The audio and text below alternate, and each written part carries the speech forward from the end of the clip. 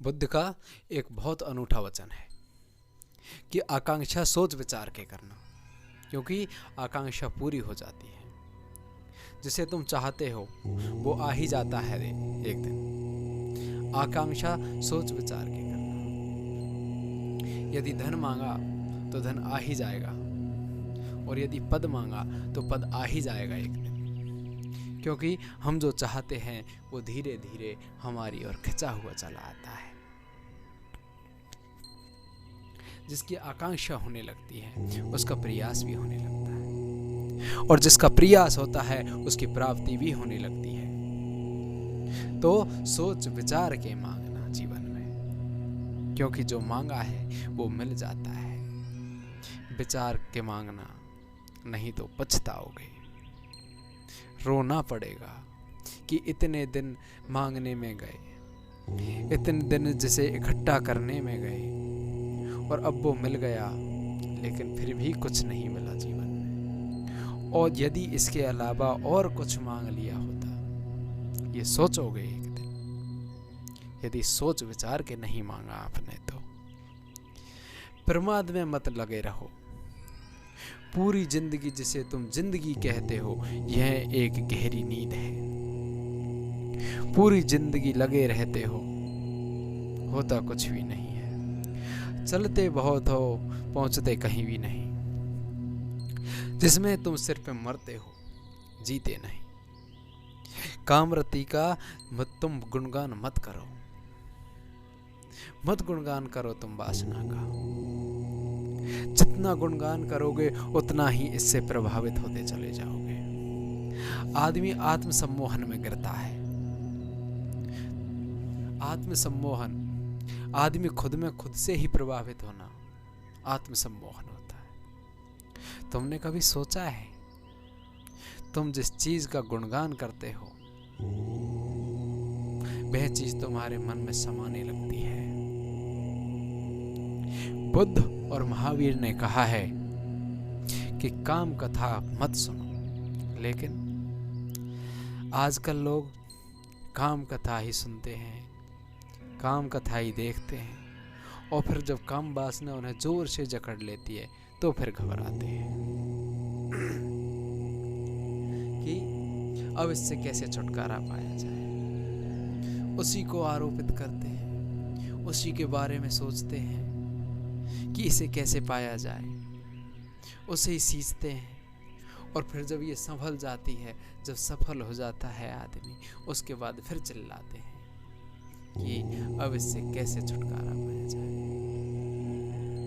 काम वासना कुछ नहीं है, सम्मोहन है।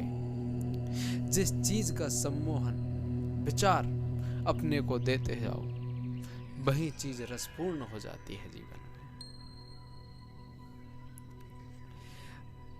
रस वस्तुओं में नहीं होता, रस आदमी खुद डालता है। इसलिए लोग तरह तरह की चीजों में उत्सुक हो जाते हैं।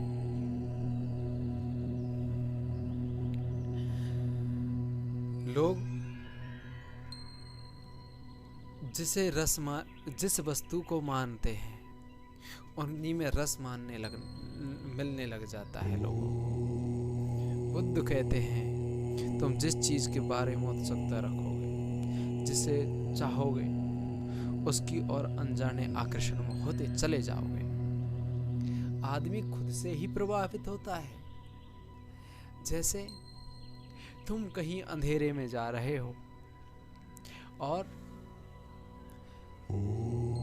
तुम्हें डर लग रहा है, अकेले हो, तो अक्सर लोग किलकारियां करने लगते हैं, गाना गुनगुनाने लगते हैं।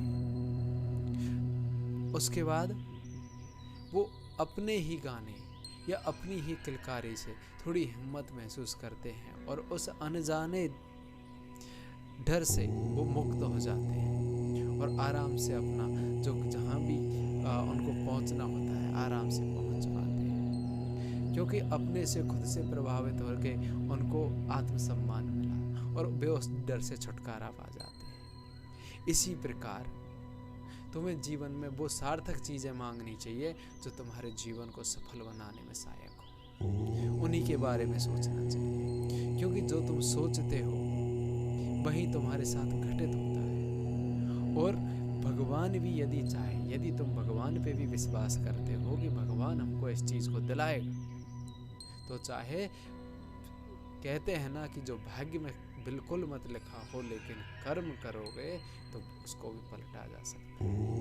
आपकी जो मानसिक क्रिया है वो ऐसे काम करती है कि जिसके बारे में तुम सोचते हो, संसार की सारी कायनात, संसार के सारी प्रकृति से लेकर जो भी आपको नज़र पड़ता है वो सारी चीज़ें आपको उस चीज़ को प्राप्त करने में सहयोग करेगी।